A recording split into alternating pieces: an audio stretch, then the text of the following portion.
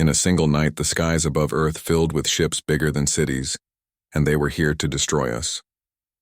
When the first strange signals appeared at the edge of the solar system, hardly anyone paid attention. Astronomers reported odd movements beyond Saturn, distant shadows against the stars. But the news cycles were too full of politics, celebrity scandals, and human squabbles to take much notice. Only a handful of scientists raised alarms, and their voices were drowned in the noise.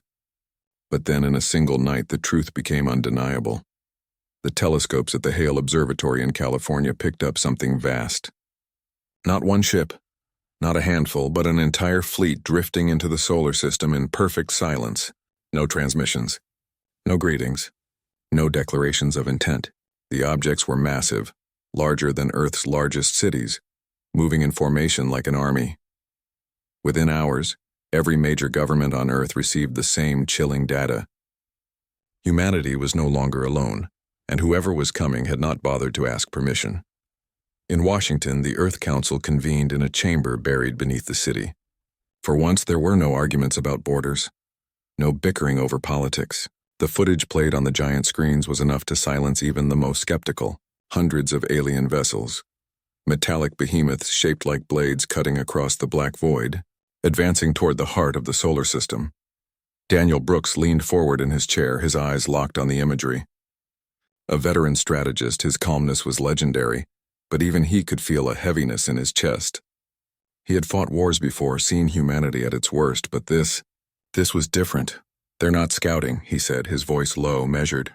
"This is a battle group." Amanda Lewis sat across from him, her hands folded tightly on the table.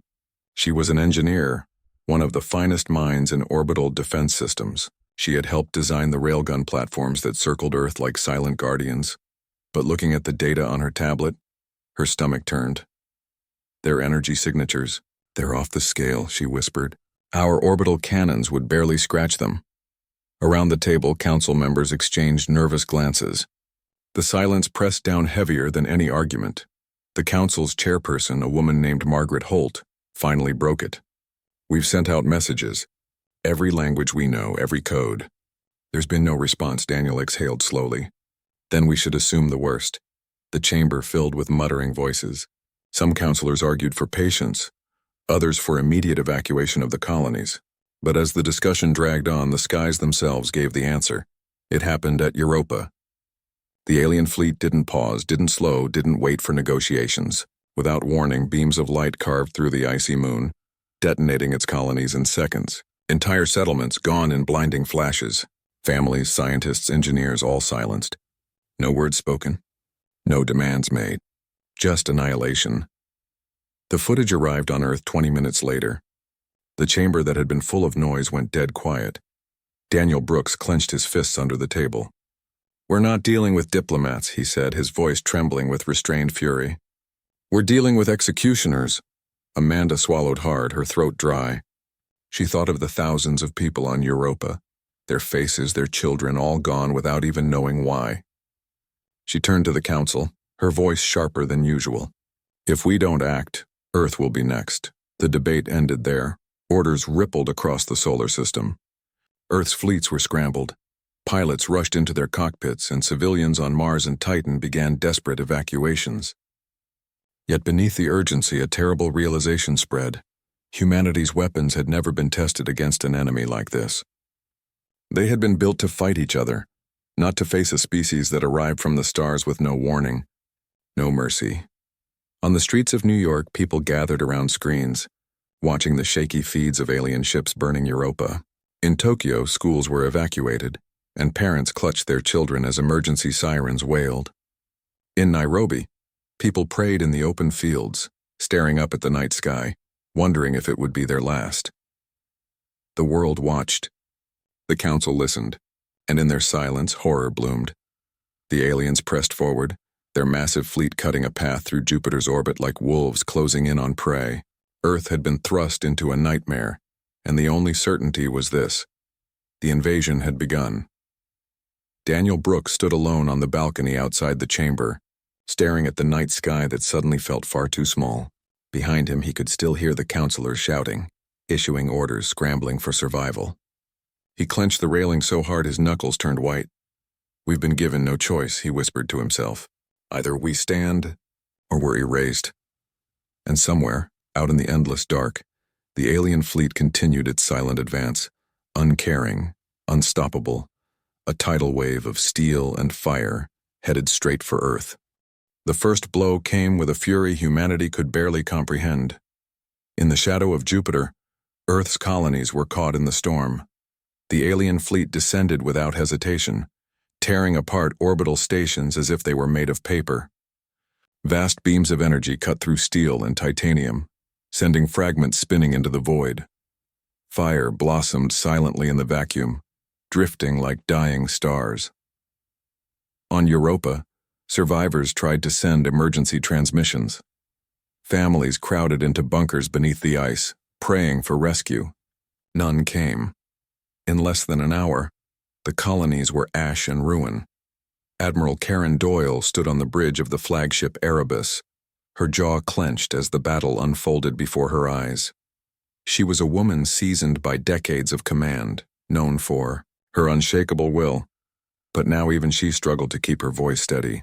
"Deploy all squadrons," she ordered. "We hold them here, no retreat." Pilots scrambled, their fighters streaking out of the hangars in swarms of light.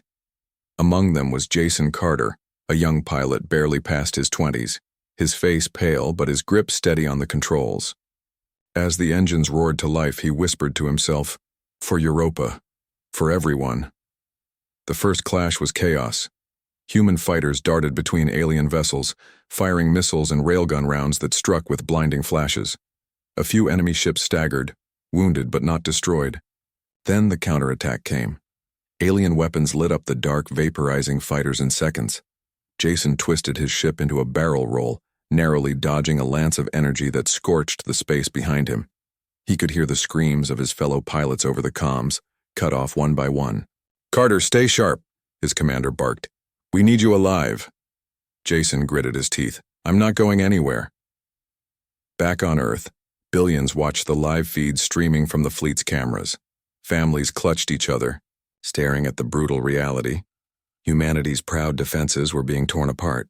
Cities across Earth fell silent as they realized their fate hung by a thread. In the council chamber, Daniel Brooks studied the tactical displays, his mind racing.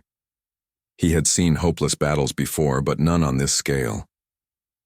"They're testing us," he muttered. "They want to see how we fight before they crush us." Amanda Lewis shook her head, her face pale under the fluorescent lights. "Our platforms were never meant for this. Their ships absorb energy, redirect it. Every time we hit them, we're wasting precious power." Margaret Holt, the chairperson, turned toward them, her voice trembling. "Are you saying we can't win?" Daniel's eyes hardened. "I'm saying this isn't a war we can fight with numbers. We'll be outmatched at every turn. But they made one mistake." The counselors turned to him. "They woke us up." Meanwhile, the battle raged on. Jason Carter's squadron was down to half strength. He weaved through wreckage, his fighter trembling as alarms screamed from the console. He fired off his last missile at an alien vessel's weak point, a glowing seam near its hull. The explosion tore open part of the ship, sending it spiraling into Jupiter's atmosphere. For the first time, Jason heard cheers over the comms. "We can hurt them," someone shouted. But the hope lasted only moments. The alien fleet responded, with ruthless precision, their weapons cutting through the last defensive lines. Admiral Doyle gripped the railing, watching as ship after ship vanished from the tactical screen. Her crew looked to her for orders, but she saw the truth in their eyes. They knew this was no battle they could win. Still, she stood tall. "We fight until the last breath," she said firmly. "If they want Earth, they'll have to carve through every one of us." The Erebus roared forward, its cannons blazing, slamming into the enemy with all the fury it could muster. For a brief moment, the humans held their ground, buying precious minutes for evacuation ships to escape Jupiter's orbit. But it came at a terrible cost. Jason Carter's fighter shook violently as another explosion ripped across the battlefield. His commander's voice cut off mid-sentence, replaced by static. Jason felt his chest tighten as he realized he was one of the last left alive. He dove through debris, his vision blurring with exhaustion and rage. "Command, this is Carter. he said hoarsely. I don't care what it takes. We're not done. But deep down, he knew the truth. Humanity was bleeding, and the aliens were still advancing. On Earth, the Council watched in silence as the feeds flickered with fire and death. Millions wept openly. Cities prayed. Yet beneath the grief, a strange determination began to grow. Humanity had faced wars, disasters, and endless struggles before. Now confronted with extinction, something primal ignited. Daniel Brooks turned to Amanda, his voice grim. Start working. Find their weakness.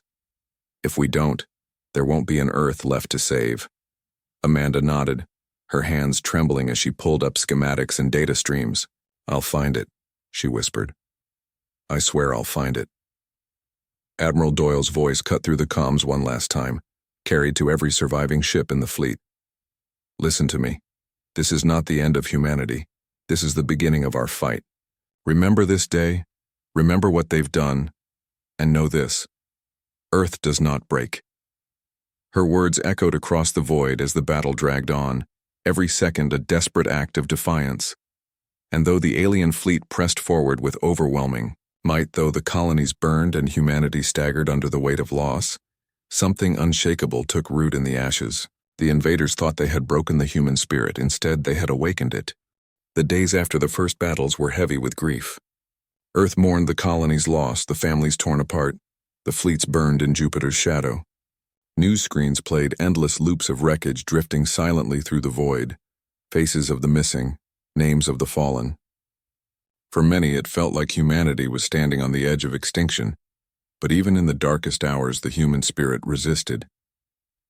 Daniel Brooks sat in the war room, staring at the tactical maps. Red markers covered the solar system, representing enemy positions, patrols, and occupied colonies. It looked like a disease spreading across space. Yet his eyes didn't see only defeat. He looked for flaws, patterns, the cracks in the enemy's armor. They're precise, he muttered. Too precise. Amanda Lewis stood beside him, her hands buried in data streams from captured signals. Their ships move like machines. No improvisation, no adaptation. Daniel turned, his mind already forming ideas, which means if we disrupt their structure even slightly, the whole formation could stumble. Amanda frowned. You're suggesting guerrilla tactics? In space? Daniel nodded. It's how humanity's always fought when outnumbered. We strike where they least expect, bleed them piece by piece. We don't need to win outright, we just need to remind them we can fight back. The Council was skeptical at first. Many believed Earth should bunker down, focus only on defense. But as reports of alien atrocities mounted, colonists executed, habitats wiped clean of life, the mood shifted. They realized Daniel was right. Waiting would only mean slower death. The first counterattack came at Titan. A squadron of human fighters, led by Jason Carter, slipped into the alien blockade under the cover of Saturn's rings. Their mission was simple: strike fast, sow chaos, then vanish. Jason's voice crackled over comms, his tone steadier than before. Remember, they think we're broken. Let's remind them we're not. The fighters darted between chunks of ice and rock, their engines muted by advanced dampeners Amanda had designed in record time. The aliens never saw them coming. Railguns and missiles struck the enemy's supply craft, detonating fuel reserves in spectacular bursts of light. For the first time, an alien squadron faltered. Jason pulled his fighter into a sharp dive, narrowly dodging enemy fire. That's it! They're scrambling!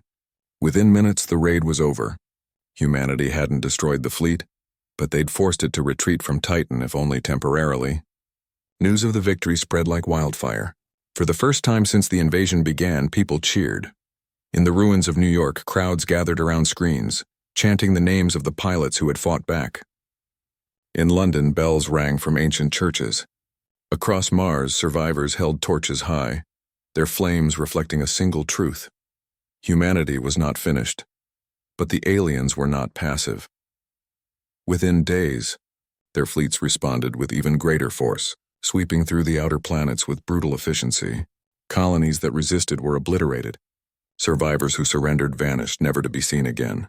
The message was clear: defiance would be punished. Daniel Brooks studied the reports grimly. They're tightening their grip. Every time we win, they double down. Amanda rubbed her tired eyes, her voice hoarse from sleepless nights. Then we have to stay unpredictable, hit them where they're weakest, vanish before they react. Together they pored over alien transmissions, deciphering patterns, analyzing energy flows, and then Amanda found something. They're vulnerable at their command relays, she explained. Every ship isn't truly independent. They're all linked, coordinated. If we sever the link, Daniel's eyes lit up. They'll stumble. Even for a moment, that could be enough. The plan was dangerous. They would target the enemy's relay hubs, hidden within their larger vessels. To succeed, human pilots would need to fly into the teeth of alien defenses, strike the hubs, and escape before being destroyed. Jason Carter volunteered without hesitation. Standing in the hangar, surrounded by his battered squadron, he raised his voice so everyone could hear. They think we're prey. Let's show them what happens when prey fights back.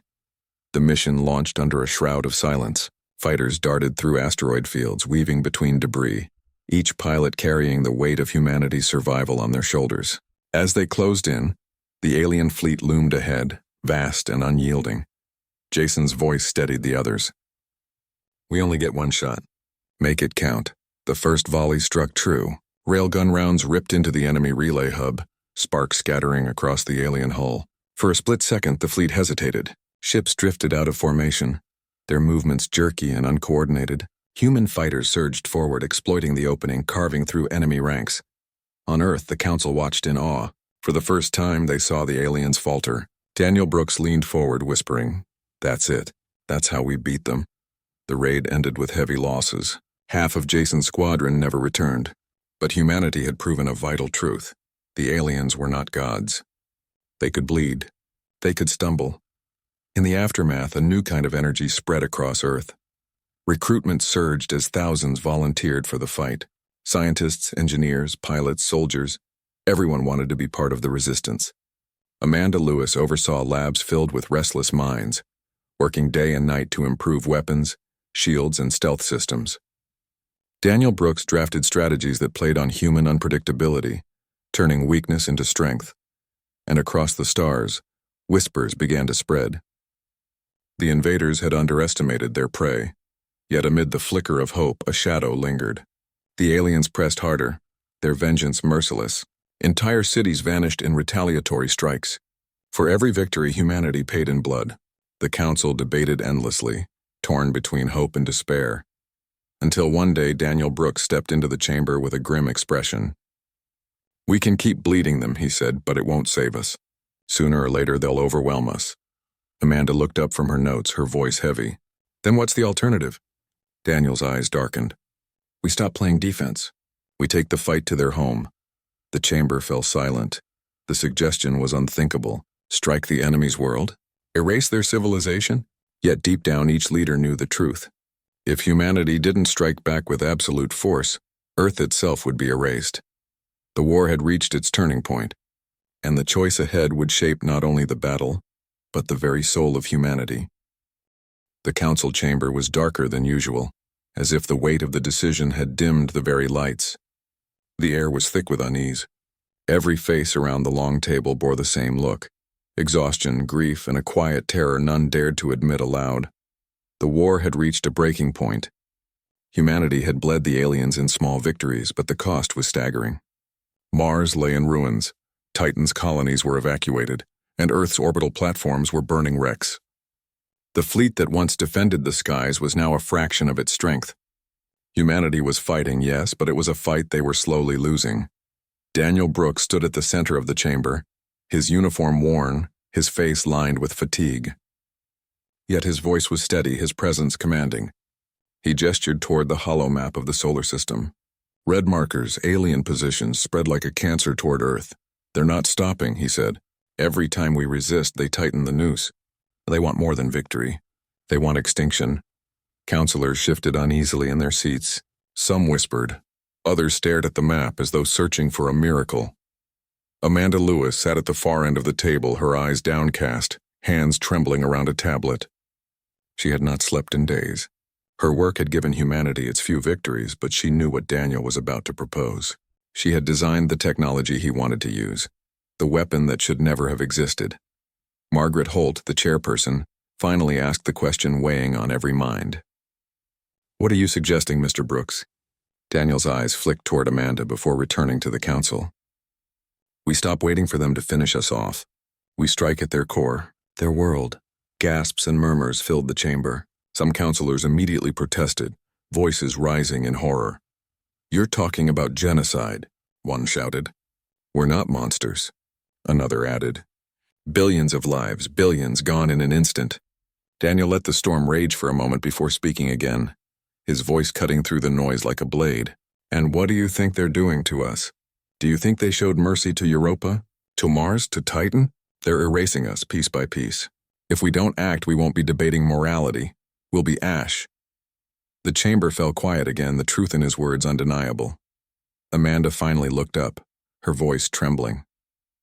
"That weapon, it wasn't meant for this. It was a deterrent, a theory. We never even tested it. If it works," she swallowed hard, "if it works, it won't just destroy a fleet. It will erase their world. Oceans, forests, cities, every living thing." The silence stretched. The weight of her words pressed down like a stone on every soul in the room. Admiral Karen Doyle spoke next, her voice rough, hardened by loss. "I've seen too many good men and women burn out there. Too many ships lost. If this is the only way to save Earth, then we can't afford hesitation." One counselor slammed his fist on the table. "We'll be remembered as butchers." Daniel's gaze hardened. "We'll be remembered. That's more than we'll get if we do nothing." Amanda's heart pounded.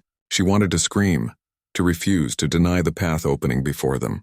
But then she thought of the children on Europa, the faces of the families she had seen in evacuation lines, the voices of pilots begging for reinforcements that never came. Tears welled in her eyes. "I never wanted this," she whispered. "But maybe they left us no choice." The council voted. Not unanimously, never unanimously, but enough. The motion passed. Humanity would not wait for its death. Humanity would strike back. The weapon Amanda had designed was unlike anything ever built, a planetary-scale pulse cannon, buried deep within Earth's crust, drawing power from geothermal vents and orbital solar collectors. It was never meant to be finished, only to exist as a threat, a ghost in the shadows. But now, in desperation, engineers and scientists worked day and night to bring it online. Jason Carter visited the construction site between missions. He stood on a platform overlooking the enormous reactor chambers, his face lit by the glow of energy conduits. He turned to Amanda, who stood beside him, her expression grim. "Will it really work?" he asked quietly. Amanda hesitated. "Yes, it will work. The real question is whether we should let it." Jason said nothing for a long time. Finally, he placed a hand on her shoulder. "You've seen what they've done. If we don't do this, none of us will be left to argue about morality." Amanda closed her eyes. His words were true, and yet the thought of what they were about to unleash gnawed at her soul. Days passed in a blur of preparation. Earth's fleets launched diversionary attacks to buy time, striking alien positions and retreating before reinforcements could arrive. Pilots flew knowing many would never return. Civilians volunteered to aid the project, hauling equipment, running supplies, giving everything they had for a chance at survival. In the council chamber, Daniel Brooks briefed the leaders on the final stages. His tone was colder now, stripped of doubt. "Once we fire, there is no going back. Their fleet will know. The galaxy will know. But if we hesitate, Earth will fall." Admiral Doyle stood at his side, her face a mask of determination. "History doesn't ask whether we wanted this. It only asks whether we survived." At last the weapon was ready. The day of decision arrived without ceremony.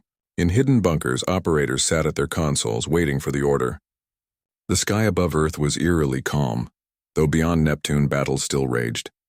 Humanity was about to take an irreversible step, and everyone knew it. Amanda stood in the control chamber, staring at the firing sequence on her screen. Her hand hovered above the final command. Around her, the room was silent, every technician holding their breath. Daniel Brooks stepped forward, his voice low, steady. "Do it." Amanda hesitated, her chest tight, tears burning her eyes. She thought of the billions who would vanish in an instant. Lives never met, voices never heard. But then she thought of Earth, the children playing in parks, the families rebuilding in ruined cities, the pilots who fought and died in the void. Her hand shook as she pressed the command. The room erupted with energy as the weapon roared to life. Power surged through conduits, shaking the earth beneath their feet. A blinding pulse shot into the heavens, invisible to the eye but unstoppable as it raced across the void, carried on the very frequencies the aliens used to communicate. The decision had been made. Humanity had chosen survival, and an entire world would soon pay the price. The fleets gathered near Neptune, humanity's battered ships lined like wounded wolves around their dying territory. The alien armada pressed closer, confident and relentless, their formation spanning across the stars like a steel horizon. The war had dragged humanity to the edge of extinction, but now the trap was set. From his command station aboard the Erebus II, Daniel Brooks watched the alien fleet advance. His face was carved from stone, but his heart pounded with the knowledge of what was about to happen. This was no battle. This was the endgame. All ships prepare to engage, Admiral Karen Doyle ordered, her voice steady over the comms. We lure them in. Hold formation. Do not break no matter what comes. Pilots across the fleet responded with terse affirmations. Jason Carter sat in his cockpit, his hands gripping the controls so tightly his knuckles turned white. His fighter's hull was scarred from countless missions, but still it flew. He took a deep breath, steadying himself. This wasn't just another battle. It was the moment that would decide humanity's future. The alien fleet surged forward. Weapons lit the void, brilliant beams tearing through space. Human ships returned fire, missiles and railguns blazing, but it was all for show. The humans fought desperately, yes, but this battle was designed not to win. It was designed to distract. Inside Earth's hidden control chamber, far below the crust, Amanda Lewis stood at the console of the weapon she had created. Around her, engineers watched in silence as power levels climbed higher and higher. The reactor core straining against limits no one had dared to test before. The air hummed with energy, vibrating through the walls, rattling in their bones. Target locked, one of the technicians whispered. His voice trembled. Their homeworld, coordinates confirmed. Amanda's eyes fixed on the display. She saw not just a set of numbers, but an entire planet, a civilization. Billions of lives, children, families, entire oceans and forests. She closed her eyes for a heartbeat, whispering a silent apology to whatever gods might be listening. Daniel's voice came through the secured line, calm and final. Fire. Amanda's finger pressed the command. The weapon roared to life. The chamber shook as a pulse of unimaginable energy tore from Earth's core, channeled into the sky, and flung itself across the stars. Invisible, unstoppable, it rode on the very signals the aliens had been transmitting, following them like a shadow back to their origin. For a few moments, nothing seemed to change. The battle near Neptune raged on, human ships crumbling under alien fire, the void filled with explosions and death. Jason Carter's fighter dodged another barrage, alarms screaming in his ears. Come on, he whispered, not sure if he was begging his ship to hold or the weapon to work. Then it happened. Across the alien fleet, chaos erupted. Their communications fractured, command signals cut off mid-transmission. Ships faltered, drifting out of formation. Some collided, others spun wildly, their precise coordination gone. Human pilots seized the chance, striking at vulnerable vessels. For the first time in the war, the alien armada stumbled, and far across the stars their world began to die. The pulse struck the alien homeworld like the fist of a god. Oceans boiled away in minutes, steam rising into the atmosphere before tearing it apart. Cities crumbled into dust, their towers collapsing as shockwaves ripped through the crust. Forests ignited, entire continents split apart. Billions of lives screamed out in a silence that no human could hear. Entire generations, families, children, all erased in an instant. The sky of their world turned red, then black as fire consumed everything. In the control chamber on Earth, Amanda Lewis collapsed into her chair, tears streaming down her face. She had built the weapon, but she had never imagined what it would feel like to use it. Her hands trembled violently, her chest heaving as though she had murdered every life herself. Daniel Brooks stood silently, his jaw tight, his expression unreadable. He knew history would judge them, but he also knew there would still be a history left to judge. It's done, he said quietly. In orbit near Neptune, Jason Carter watched as alien ships burned and fell silent, their fleet unraveling without the lifeline of their homeworld. Cheers erupted over human comms, voices breaking with relief and disbelief. "They're falling back," one pilot shouted. "We did it." But Jason didn't cheer. He thought of the faces of his fallen comrades, the friends who hadn't lived to see this day. He thought of the billions of alien lives extinguished in a single act. Victory felt hollow, like ash in his mouth. Admiral Doyle's voice carried over the fleet, firm and commanding. "Listen to me. We have struck a blow they can never recover from. But do not mistake this for an end without cost. We carry the weight of what we've done. Remember it, honor it, and never forget why we chose this path."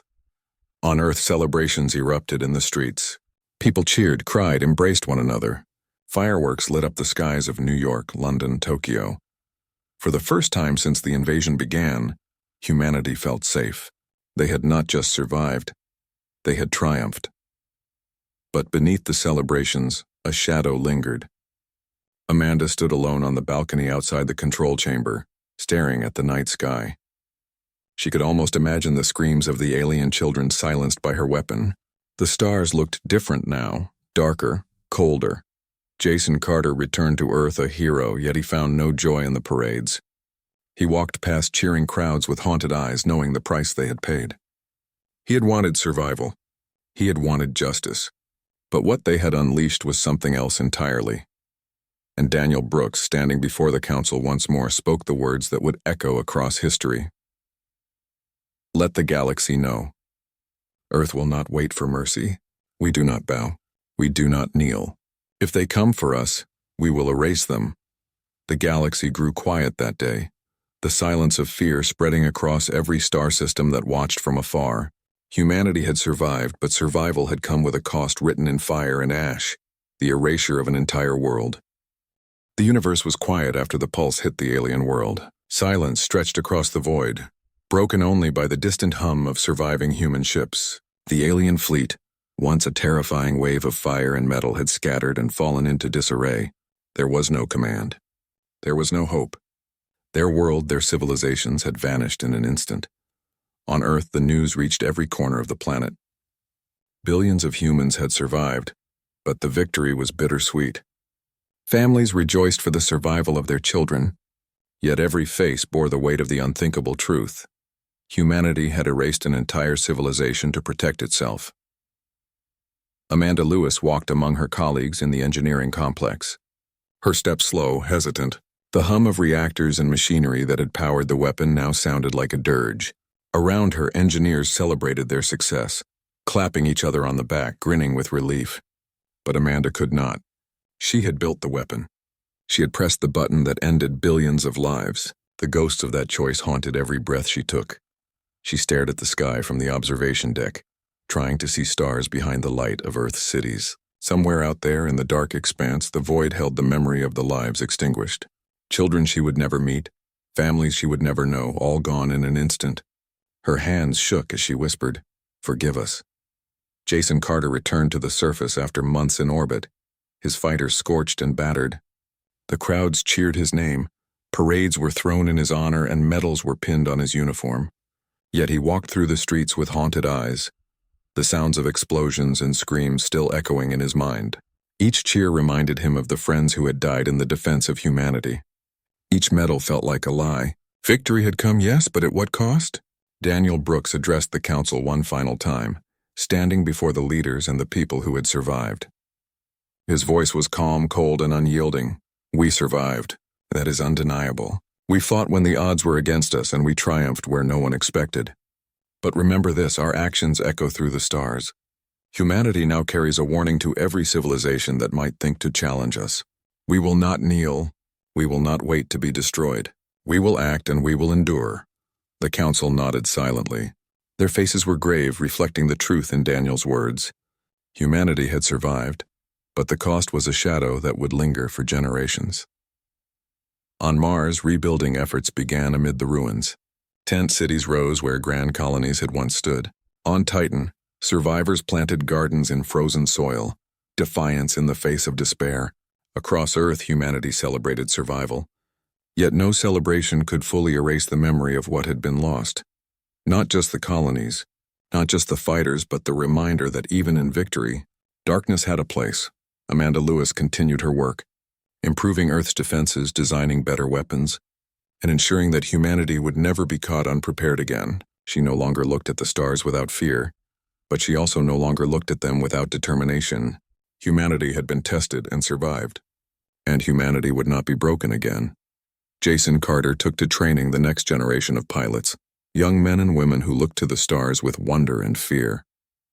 He told them of courage, of tactics, of discipline, but he also told them the hard truth. Out there, he said, there are beings who will try to destroy you without thought, and if they come, you must be ready. Humanity survives not because we are merciful, but because we are relentless. As Earth rebuilt, Daniel Brooks reflected in solitude. He had seen the horrors of war before, but nothing compared to this, the deliberate, calculated eradication of another world. And yet he knew it had been necessary. Every decision weighed on him, but survival demanded it. Humanity would continue, stronger and smarter, tempered in fire and loss. The galaxy, now aware of what humans were capable of, grew quiet. From distant star systems, messages came, not pleas, not threats, but careful observation. Every civilization that looked toward Earth understood one thing: humans would not negotiate with those who sought their destruction. Humanity's survival was no longer a question, it was a warning. Amanda Lewis stood on a cliff overlooking the ocean, waves crashing against the shore. She had fought, she had created, and she had destroyed. The sea reflected the light of 1,000 cities rebuilt, of humanity standing tall. She whispered into the wind, "We did what we had to, and we will endure." Jason Carter, looking out from the edge of an orbital station, silently saluted the stars. "We will never bow," he said. "Not now, not ever." The survivors of Earth rebuilt their homes, their societies, and their lives. The children of those who had fought learned stories not just of victory, but of the cost of survival. Humanity had erased a world, yes, but humanity had survived. And from the ashes of destruction rose a species more united, more cunning, and more determined than the galaxy had ever seen. The universe would remember the day Earth struck back. The day humanity refused to kneel. The day an entire world vanished in the name of survival. And humanity, standing amidst the stars, knew that it would never allow itself to be prey again.